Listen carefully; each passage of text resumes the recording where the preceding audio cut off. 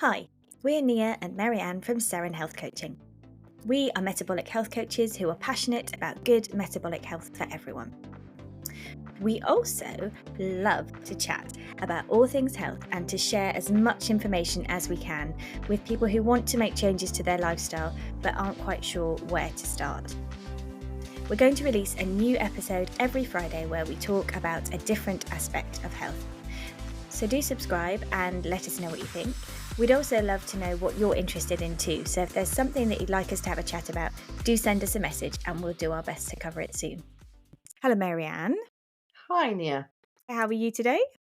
I'm all right, Mm. but all the better for seeing you. Oh, I was very excited this morning because the sun was out and I thought, oh, that'll be nice. And now the sun has gone away and apparently it's going Uh, to rain. So hey well, ho. whatever's here is heading your way. Yeah. Oh, joy. Okay, so today we're going to talk about blood sugars, which obviously has been part of your life for quite a long time. So you're much more excited about this than me, although I am still excited. And we're going to talk about tracking your blood sugar and Yep. this new sort of thing that's come up for so many Yep. people about even if you're healthy and you have a normal insulin function response and pancreatic function, why everybody is excited about tracking their blood sugars. So why don't you tell us about the first kind of thing that made you interested in them?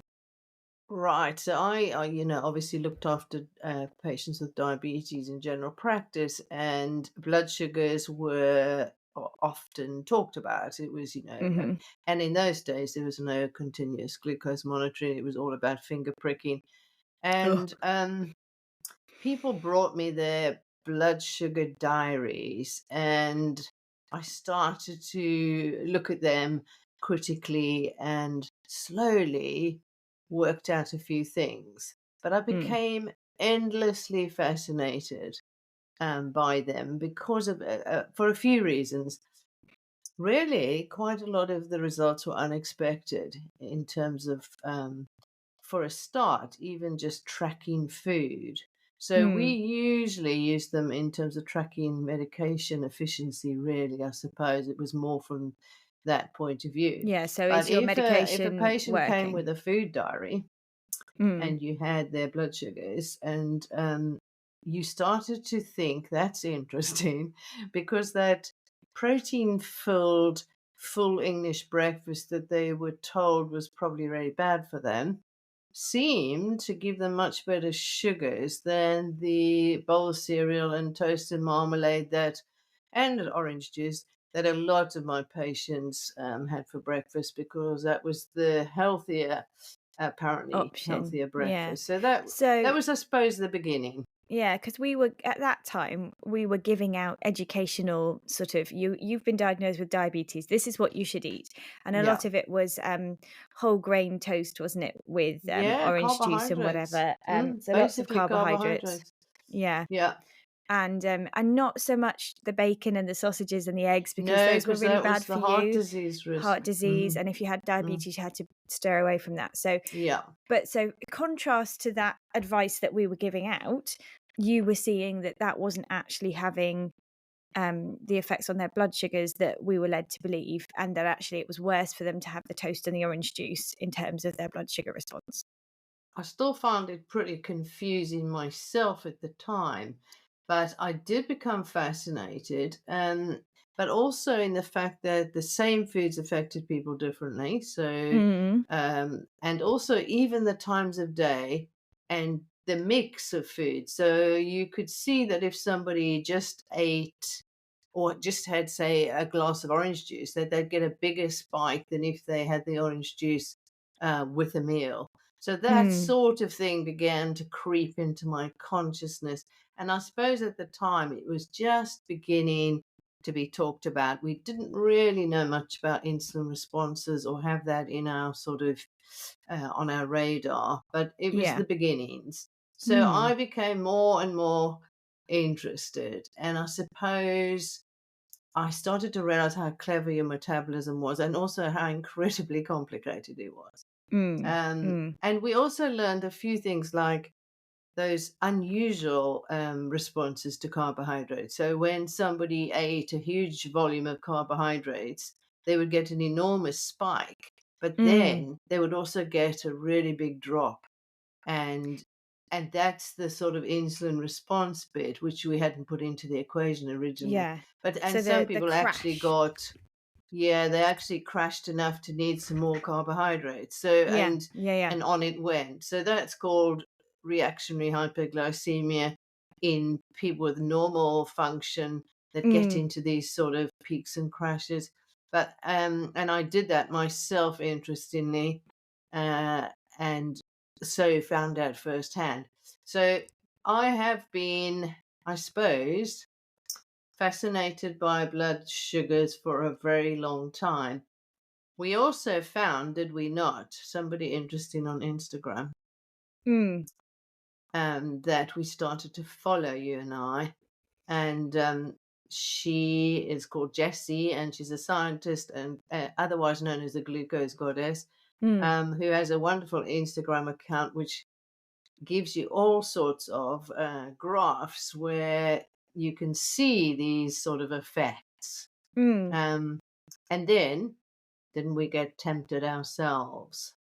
Yeah, so I think that the thing that was interesting, well, for me certainly, when we looked at the glucose goddess on Instagram, was just being able to show, okay, so if you eat a piece of toast, this is what happens. Your blood glucose goes up, and then your insulin response. And the more you know about how your food is made up, the easier you can see it. So you can see a piece of white bread obviously gives you a big spike, or a jacket potato, or a glass of orange juice, because actually there's a huge amount of sugar in those things when they're broken down, because they're really easy for the body to break down. So it was quite nice to see that, wasn't it? And then we kind of got a bit excited and thought, well, We why don't did. we test on ourselves? So we Yes, we did. did.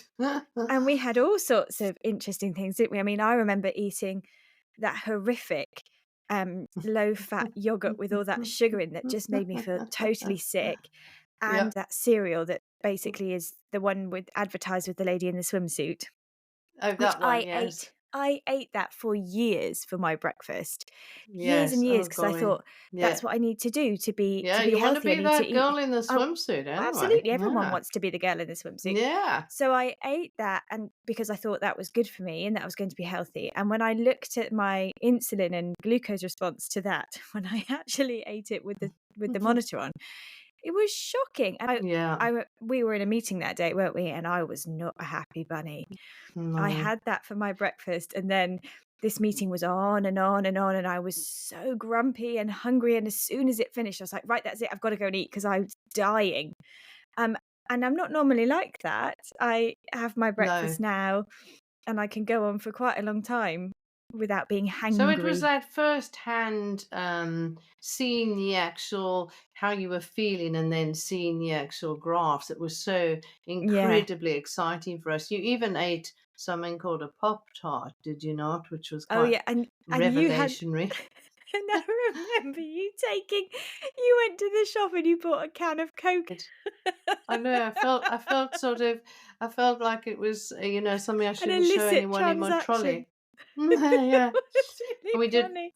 we did Diet Cokes, we did orange juice, we did toast and honey, we did all Yeah, sorts of things, and we had an absolute ball for 2 weeks. And we I did did. think then that if you had somebody with abnormal blood sugar responses, so pre-diabetic or diabetic, Mm. how nice it would be to give everybody one of those continuous glucose monitors, because there's nothing quite like that first-hand feedback Yeah, when you that look at what comes with you seeing.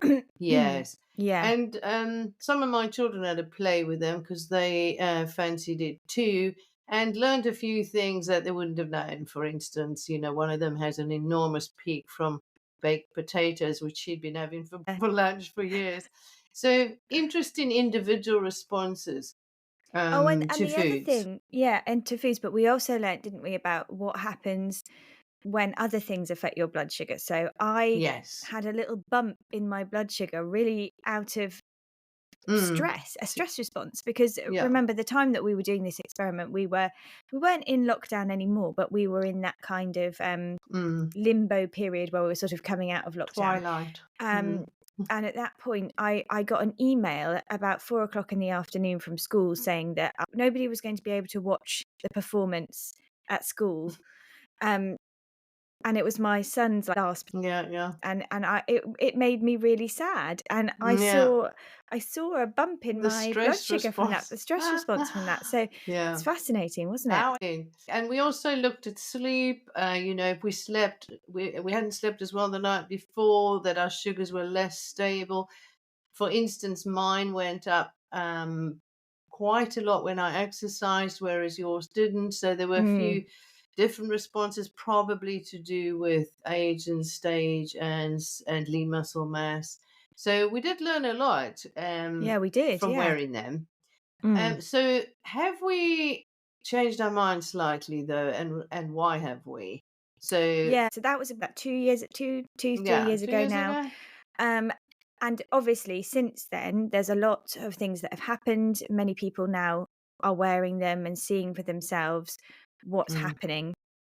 And I still think that in terms of an educational tool, they have been invaluable. They have yeah. enabled a communication of scientific information that we knew, let's be honest, we did know, but that more people now Mm, know and mm. understand, because in a graphical representation, it's so much easier to see what your body is doing. So I think overall, I'm still pleased that it Oh happened yes, and yeah, yeah, that this was a thing, and that the glucose goddess sort of brought this to our attention, that yeah, people like Zoe have picked up on it and are using it. I yeah, still think that overall, it's a useful thing to have yeah. done. And let's But not forget that for type 1 diabetics, particularly, oh, definitely, this it has has been an been an absolute absolute revelation. life changer because Yeah, they can set alarms on these. For parents of type 1 children with diabetes, I mean, just life changing. So yeah, and they this can be is part not of going that away closed. anywhere soon. Yeah. No, they can be part of that closed loop system, can't they, with an insulin And pump, so with it the all sort of pumps. self Yeah. corrects All of itself. that. Yeah. So that for type 1 diabetics is a game changer and Yeah. fascinating. Because when I was at university, I had a lecturer actually who was diabetic, and he gave us a lecture in my final year. So this is going back a very long time now. And he was talking about in America, there were watches that were testing your Mm, blood sugar through your mm. watch, and that was like a The new invention at beginnings that of time. technology. Yeah. Yeah, and he was very excited by that, having lived with diabetes for such a long time. So all of these kind of things Absolutely. is, you know, Absolutely. Life changing. And we're still fascinated, aren't we, by blood sugars? There's no yes. doubt about it, and we always will be.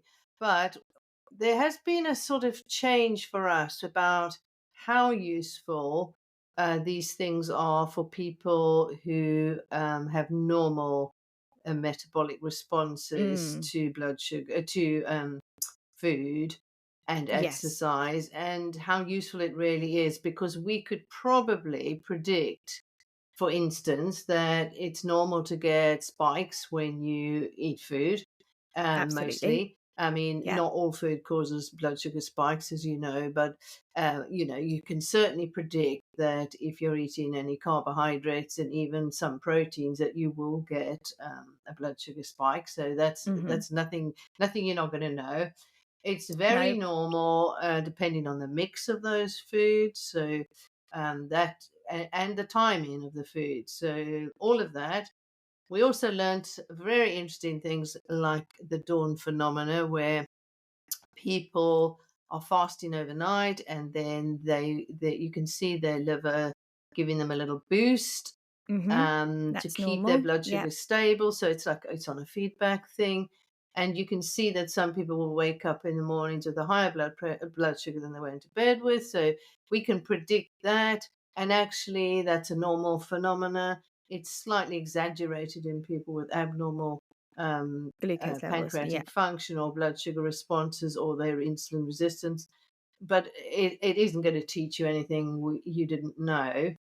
Yeah. And it's normal for people who exercise to sometimes get a boost in the same way, because your body's doing exactly what it was Yeah. designed to do. And there are So, definitely things like when you are a woman and you're going through a hormonal cycle every month, then there is definitely yes, a yeah, different response to the same food depending on where you are in your yeah, cycle. And obviously, that's important to know about, but it's not something to beat yourself up about. If you are just about to menstruate, then please don't beat yourself up about the fact that you want to eat some chocolate. That's Or that entirely, maybe you yeah. get a bigger spike at that point from whatever you do eat. Yes, Yeah. it's not fair to use it as a tool A to weapon. Yeah. berate yourself with. And I think, yeah, you're quite right. We know a lot of these things were entirely predictable and entirely normal biological response. Yeah. We already knew that eating a huge amount of chocolate in one go, like that doctor who said over Easter, did you read the news article? He said, please don't No. eat one Easter egg all in one go because it's a huge amount of sugar. Well, newsflash, we've known that for about, I don't know, Yeah, yeah, yeah, 100 yeah, years. yeah. Yeah, So it's exactly. nothing new. If you eat a Um, bag of pick and mix, your blood sugar will go up. I mean, if Funny you that. didn't, there'd be something terribly Really wrong wrong with with you. you. Yeah, and I So, think all of us as well, without a blood sugar monitor, you can feel and know that yeah. when you've eaten a bag of pick and mix, for example, you feel a buzz, you feel the sugar Mm, buzz. So we know that's a thing. We can now relate it to the glucose curve, and then we know the crash. We always knew the fatigue and the yeah. feeling after you've Yeah. eaten the bag. And the Um, need to eat some more. yeah. And by the way, just interestingly talking about patients, and we don't really have patients now, but I found a lot of my patients then um, didn't measure their blood sugars. This was at the time you had to prick your finger Oh, when because they had eaten a bag of pick and mix. Because yep. who wants to look actually at the Who wants shocking to know spike that in it's their gone blood up? sugars? Well, So people exactly. tended to use their blood glucose machines in the right way, as in, I'll To just do it when prove. I know it's okay. Yes, Yeah. because then they'll be pleased with me. And I suppose HbA1c measuring, was Took also a away that. game changer for us because Yeah. we knew then that this wasn't as accurate. That blood sugars are just spots in time, whereas the Yeah. HbA1c is a Oh, much more accurate long-term mean test. So absolutely. why so are we a yay or nay for continuous blood sugar monitoring? We sort of still have a yen for it. We still think the feedback loop works really well. And for people who are wanting to change their diets and see their responses maybe to exercise and sleep and stress, there's nothing wrong with it. But No. it's expensive. Yep. Not everyone has access, Mhm. and ultimately it probably won't. The novelty wears off pretty fast once you've found those Yeah. things. In Will fact, you I use them to your advantage? Maybe, maybe not. That's the point. So mm, in fact, this is really interesting, and I remember reading this very early on from the Glucose Goddess because people would say, "Well, I want one. I want to wear one. Where do I get one yeah, from?" yeah.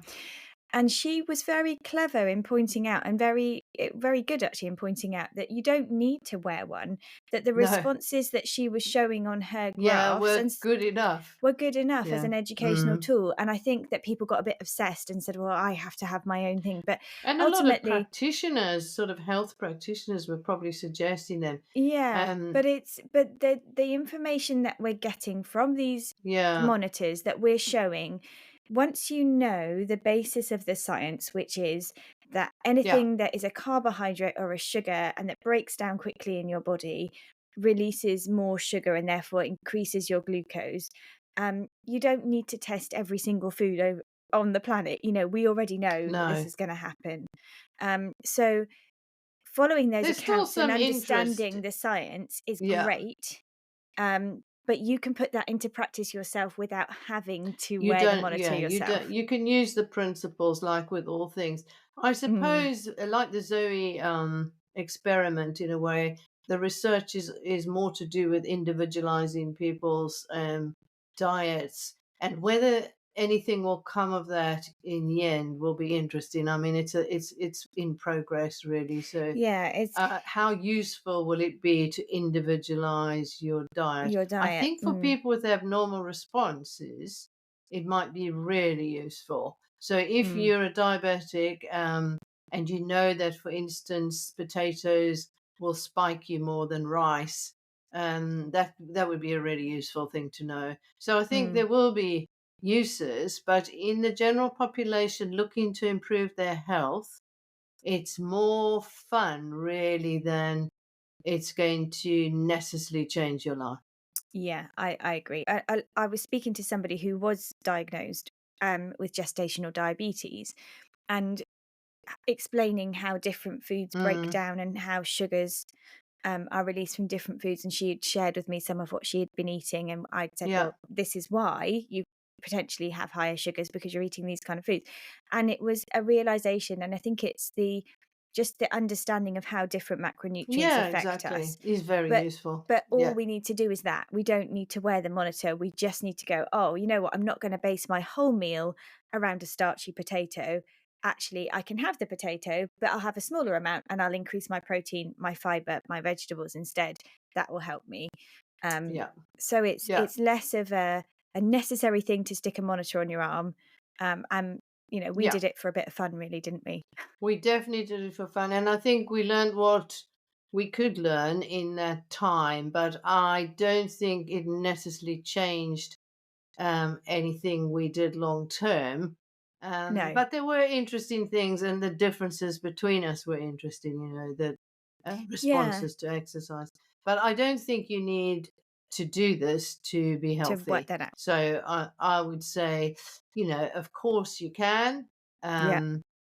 And the other thing is that a bit like all these things, there has been a run on these monitors, and it might Yes. be that people who really need them aren't Can't always get them. getting them because we're so many of us healthy, worried, well, are running around with continuous glucose monitors on. So, but I mean, in the Mm. long term, of course, that won't really be the issue, and it'll get more and more common. And if you look back at pricking your finger on those meters, it already seems fairly barbaric to I ask know. people to prick their fingers continually. Mm. This is a fantastic advancement in science, and I love it.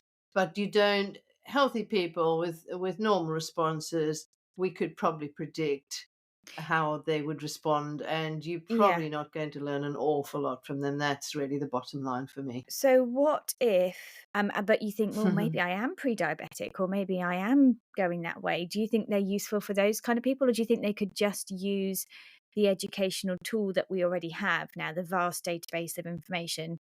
Well, again, you need to be good at interpreting, and whether you'd be good enough at interpreting your own blood sugars without a Yeah. fair amount of knowledge, I suspect you might not. It's a little bit like just doing a finger prick in the middle of nowhere and saying, "Oh golly, it's too high." So Yeah. people panic about levels for nothing. So I'd be Fair enough. wary. I'd be wary. So probably what we're saying is that really now we have all this amount of information and we know and we can prove and we can show people graphs of what's happened to other people. That is Yeah, enough information for yeah, you to be getting on with, so you can exactly. make an informed decision without having to put one on yourself, regardless of um, And go and look at where the you are. Glucose Goddess's Instagram account. There's also she's put two. I think she's got two books, So which she's are got very lots of useful if you information there, want hasn't to she? Mm, understand the monitoring of blood sugars and what it means. And this is science in progress. There will yeah. be more to come. Yes, absolutely. Cool. Okay. Thank you very much, Marianne. That was a really good, interesting Pleasure. discussion. See you We'll soon. see you soon. Bye.